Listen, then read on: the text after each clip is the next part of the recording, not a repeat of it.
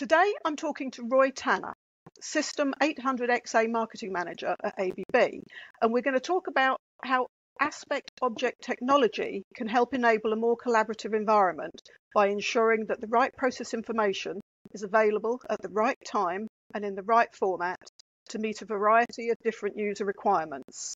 Hello there, Roy. Hi, how are you? Good, thank you. Right, well, I think it'd be a good start then if you could give us an explanation of what aspect object technology actually is.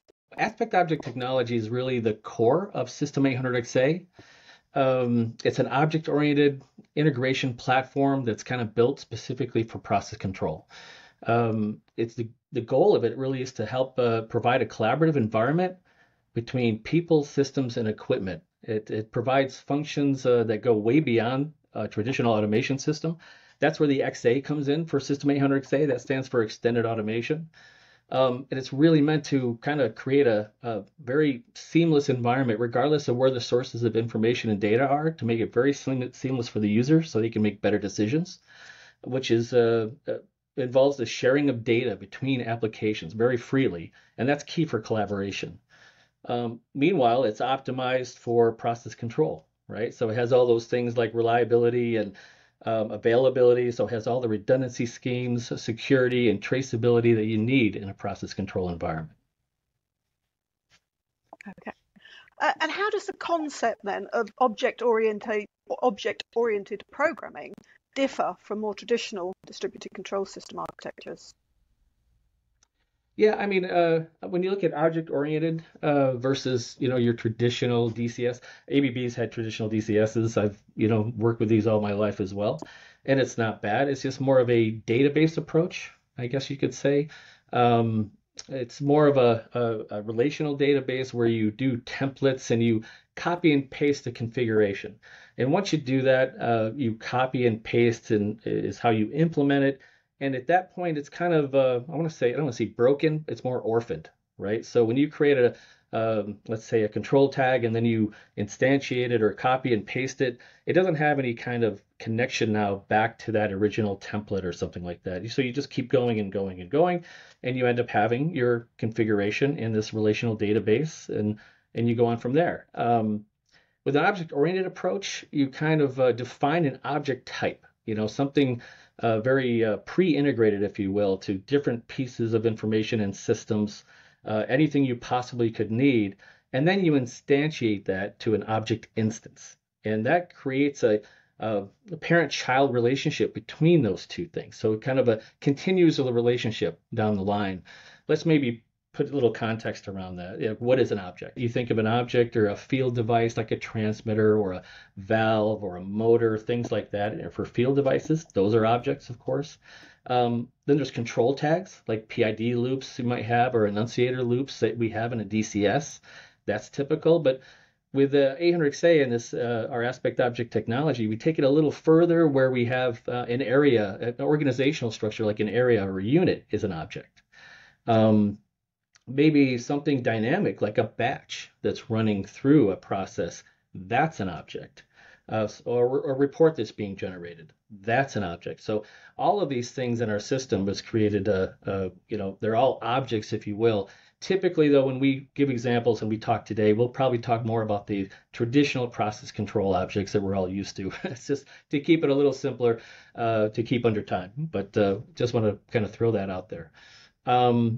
And what we do for those, so what we have is different objects with different pieces of information around it that makes sense, regardless of where they're coming from. And those we call aspects. And what we have is aspect systems in this environment that all represent, the different types of aspects that we would add to these objects. So I think the big difference is really having that key relationship between the parent and the child. So when you create that object type and you instantiate it, it still has that connection left, right? You want your children still to call you, right, at holidays and things like that and have that connection going. And it's the same thing for these process objects and other things that we'll instantiate. Okay. Could you maybe offer us some examples of its benefits across engineering, maintenance, and operations, maybe? That'd be a good next step. I think if we think about those objects, when we engineer a system, a DCS system, for process control, it's all about reuse and engineering efficiency. How much can we do with the input information? How can we get that configuration and get that plant up and running as fast as possible? So the idea when we create an object type, like I talked about, like for let's say a control tag, that object, we want to pre-configure, predefine all of the aspects that might have something to do with that. And we want to take that a little further than just a control strategy. So let's say it's a control tag. We have this control loop, which is an analog in, a PID, an analog out. It's very typical for any system. That's your control strategy. But we also need the HMI part of it, right? How's an operator going to interface with it? So we have faceplates and trends, graphic elements that we're going to use on graphics, maybe group displays, other things that would make sense. We want to pre-configure those on this object type, as well as maybe, let's say, historian, right? I'm going to historize things. I might as well do it now. I want to configure it up front. Every time I instantiate this, I know I'm going to want to do history, so why not do that ahead of time? So all of those things beyond just a control strategy, I can pre-configure in this object type. And when I make that instance, all of those things are automatically configured in the system. So I don't have to go back now and go to a graphic and say, oh, I got to point to the control tag, or a historian and point to the pieces that I want to historize.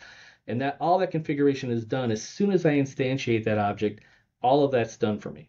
So I can just take that graphic element, drag and drop it on a graphic. I don't have to look for the parameters and kind of map it in or do anything like that. It's already pre-done. So that's kind of the, that configuration, that engineering efficiency. By dropping one instance, all of that is configured from that object type.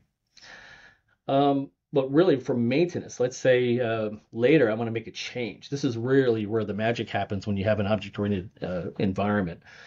When you have, let's say, instantiated all these objects, and I have 100 motors, let's say, and I have 200 graphics that those motors are being, spread out across, in my DCS.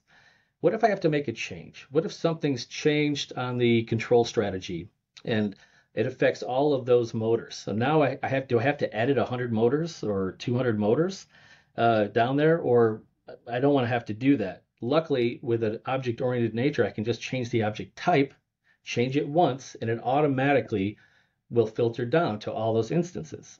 And because I have the graphics and the HMI on this as well, if I have a change to a graphic element, I just have to make it on the type.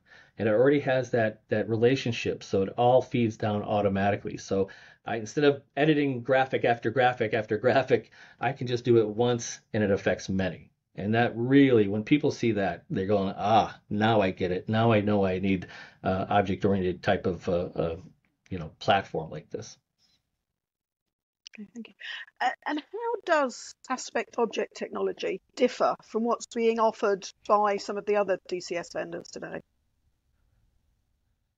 Well, some are, most are still in the database kind of format, which isn't, again, it's not bad. It's just a little more limited in scope. I can't really add all the other extended automation things that I would maybe want, but it's very good at what it purpose-built, what it does.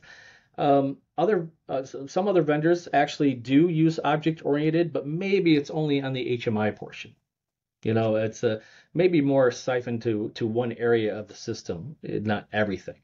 That's, I think, 800XA is the only one that kind of provides that all-encompassing, comprehensive, aspect object technology that allows me to, when I drop this, I'm configuring, I have the control configuration and the HMI and the historian and the condition monitoring possibly. Maybe I have a link to documentation management systems. I have all of that combined into one, into one environment, one collaborative environment. Okay. And how does it differ from, say, digital twin technology that we're hearing about today? Well, I mean, you kind of hit it there. If you think about it, I have a digital representation of a real world, piece of equipment, for instance, that essentially is a digital twin. So we had this was I've been dealing with this product for longer than I care to admit, but this was pre Industry 4.0, right? This is pre IIoT. And we had this technology. So we've always had this technology. So So to us, I mean, oh, wait a second, they're describing exactly what we already have. Um, but in our world back then, I think the control system is really on a certain level, right? In that it wasn't really good practice. We would do interfaces to other systems or maybe higher level and things like that. But really, I guess you could call it the Intranet of Things instead of the Internet of Things, back with that technology. So I would say we are a digital twin in every sense of the word. I think it's just maybe a little bit of the scope is maybe pushed down, but that is changing, of course, right? With Industry 4.0, now it opened it up quite a bit more. So. Thank you. And can aspect object technology be customized to meet specific needs of end users? And can you maybe cite some real world examples of successful implementations? Yeah, it's pretty amazing. I mean, I want to say it's a free for all. It's such a versatile environment to do what you want to do. And for instance, aspect systems. If we want to, let's say a user has a very specific solution and they want to, put it into place.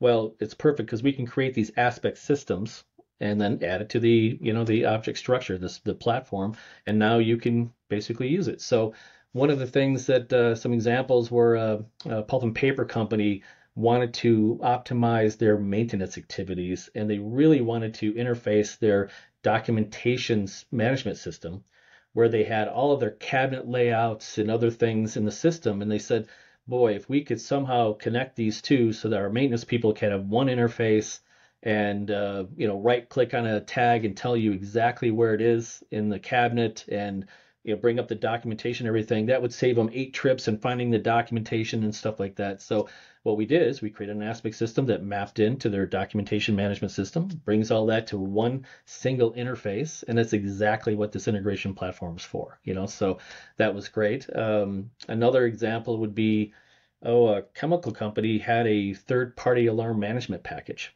alarm management historian, and they said, wow, we'd really like to. They had all the data there for what to do in case these alarms happened, all these reports per unit, per area, and things of their alarm statistics. And they wanted to get that to the production people. And they said they already deal with 800XA. Why give them yet another interface and have them learn another system? Let's just embed all that together. So they had a web front end already on this alarm management system. So we just created a mapping of based on how they organize their facility in our system in 800XA. We created some aliases that matched up with how they organized it over in their alarm management system. So we just translated it, built up a URL automatically to go retrieve their information and bring it back seamlessly. They had no idea if it was really part of 800XA or in this third-party system. It didn't matter to them, right? They just wanted the information to be seamless, to be able to get it and streamline production activities. Probably the best one I thought was a CMMS, a computerized maintenance management system. So we were dealing with a customer that had to deal with this CMMS system, and it was the interface was fairly not, I want to say, let's be honest, it's clunky. It was just clunky. It wasn't really refined. And when you deal with a CMMS system, it's all by maybe serial number of this device rather than what it is. So it's not motor 101. It's serial number 5337B whatever. And so they said, boy, we can't really put this in context, and our maintenance people, it'd be a lot easier if we used a context like we laid it out in 800XA. So what we did is the same kind of principle of that alarm management system. We basically did aliases for the equipment in 800XA that would grab that serial number, if you will, that's representing that system, and then go make a call into that CMMS system to bring that up in that environment. And after a while, all the users used 800XA as the main interface for that CMMS system, because we could get all the work orders up and the work order history and the planning and all the displays and everything else would come up through 800XA. So again, there's numerous examples like that people can kind of for end users to see what do they need, and it was a great way to use the power of this integration platform to do something specific for these people. Good. Cybersecurity is another big concern for many today. How does aspect object technology address security challenges in DCS? Well, like any system pretty much out there, we try to stay up on all the cybersecurity standards. For instance, IEC 62443 and ISA secure and so forth. So 800XA is fully compliant with that. But the platform itself, if you think about the nature of it, with that object-oriented nature, we can provide security definitions at a very maybe high level and let that trickle down through the system, right? So you have fewer connection points to deal with to make it inherently more secure. And one thing we always have to remember from a DCS vendor point of view is, sometimes we get a little tunnel vision, think that we are everything to that end user. Going on site though and seeing the people that have to manage systems, they have multiple systems on site. Regardless of how much you put in 800XA and how much you rely on it, there's always some other systems that they have to keep secure. And so, and any connection point, any interface point is kind of a vulnerability, right? I mean, it's something they really have to protect and make sure that that's protected against cyber threats. So one thing is I really look at consolidating with 800XA reduces the number of systems out there that you need to make secure. So if you think about, I have customers that use 800XA not only for process control, but also for electrical control and monitoring and safety and video surveillance and things. These are all separate systems that they would have to keep secure on their own. And by consolidating that into this one platform, now I just have to make sure that platform is secure. So I think reduces the burden down for end users by consolidating these systems into more of a platform approach. Makes perfect sense. Scalability and flexibility are essential in most industrial environments today. How can Aspect Object Technology help 800XA DCS solutions adapt to changing requirements and accommodate growth? Yeah, I mean, if you think about having an integration platform, the idea is that it's built for process control, but it's morphed based on what libraries that you create. We have industry-based libraries for certain industries and certain functions. And with the same system, the same environment, the same hardware for our process control, for instance, based on the library that you create of objects and object types and things like that, and what the functionality that you put into it, like aspect systems, it can be a fully functional other system, like meaning power management, for instance. We have the same exact system for 800XA that's being used for process control is being used for power management applications, right? Making sure that the power is up and running and maybe doing things like load shedding and other applications that they've kind of built in to an object library that's doing things. The same thing for safety, the same thing for electrical control and monitoring. So the idea is anything that comes along that you want to basically use a automation solution for, 800XA can be morphed into a very competent, comprehensive offering for that.